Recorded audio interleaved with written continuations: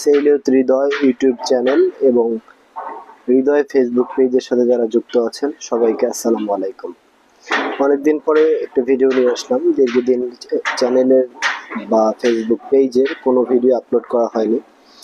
সেটার কারণ হচ্ছে কর্মজীবনে রয়েছে, চাকরি জীবনের ব্যস্ততা, আর দ্বিতীয় কথা হচ্ছে প্রপার ইকুইপমেন্ট না থাকলে ভিডিও করে আনন্দ পাওয়া যায় না।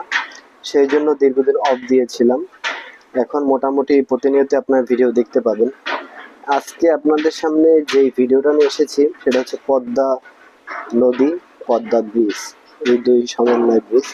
আপনারা ইতিমধ্যেই জেনেছেন 5 জুলাই বাংলাদেশ গণপ্রজাতন্ত্রী সরকার মাননীয় প্রধানমন্ত্রী শেখ হাসিনা ইতিমধ্যে পদ্মা সেতু প্রকল্প সমাপনী ঘোষণা করেছেন।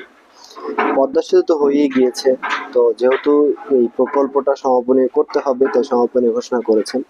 কিন্তু আমি যে বিষয় নিয়ে কথা বলার জন্য আজকে এসেছি সেটা হচ্ছে মূলত এই যে পদ্মা নদীর যে চর, পদ্মা নদীর যেই চ্যানেল ছিল, জাহাজের যেই আপনার জাহাজ পরিচালনা করার জন্য যেই চ্যানেল ছিল, সেই চ্যানেল ইতিমধ্যেই চরের কারণে অনেকটা বিলুপ্তির পথে।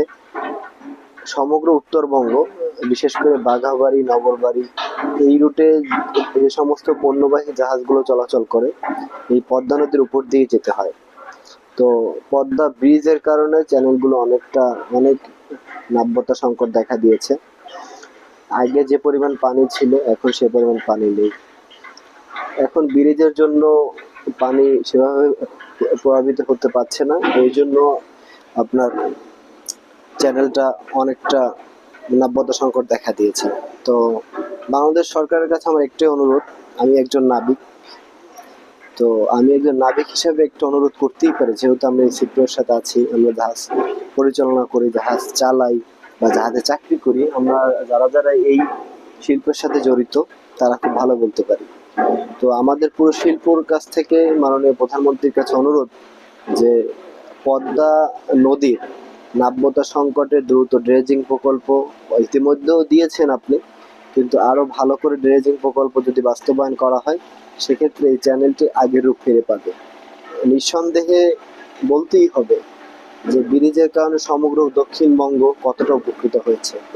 এটাও স্বীকার করতে হবে যে পদ্মা যে নদী রয়েছে, যে নৌপথ রয়েছে, সেই নৌপথটাও যেন ব্রিজের কারণে ক্ষতিগ্রস্ত না হয় সেদিকেও খেয়াল রাখতে হবে।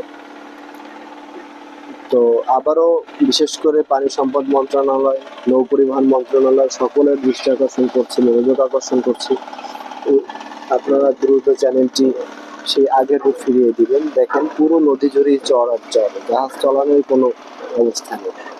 তো আমার এই ভিডিওগুলো আসতে থাকবে, নদী সম্পর্কিত, জাহাজ সম্পর্কিত অনেক ভিডিও আমি আর সামনে নিয়ে আসবো। কিছুদিন অনিয়মিত ছিলাম, এখন থেকে চেষ্টা করবো প্রতিনিয়ত আপনাদের ভিডিও দেওয়ার জন্য। তো আমার সেইলিয়ত হৃদয় ইউটিউব চ্যানেলটি যারা সাবস্ক্রাইব করবেন, হৃদয় ফেসবুক পেজ যারা ফলো দিয়ে রাখেননি ফলো করবেন।